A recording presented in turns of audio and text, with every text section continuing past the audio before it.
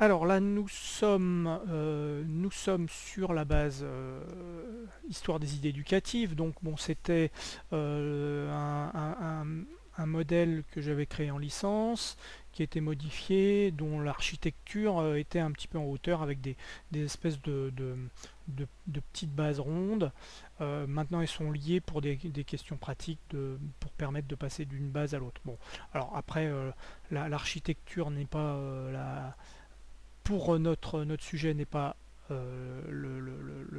mon problème, mais ça peut faire effectivement l'objet d'un travail collaboratif, créer un lieu qui soit fonctionnel pour voir des expositions ou différents éléments. Donc là on a la base sur Comenius, on a une base. Alors on peut fort bien ne pas se déplacer, hein, ne pas déplacer l'avatar.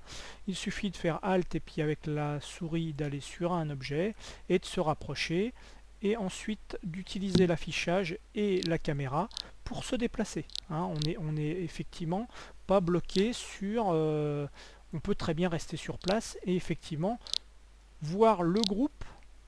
Hein, c'est aussi l'un des avantages de Second Life. Alors là j'ai un petit problème de vision. Je vais donc revenir à la base.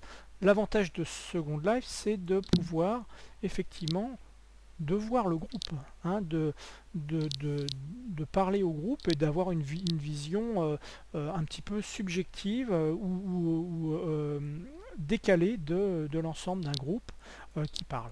Et de voir aussi effectivement les différents objets et de les regarder de plus près, hein, par exemple Friedrich Frobel ou Janusz Korczak.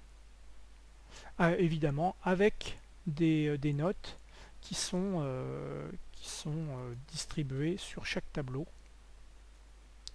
Voilà, donc là on a Jean-Frédéric Oberlin, enfin l'ensemble une partie des pédagogues importants de l'histoire de l'éducation.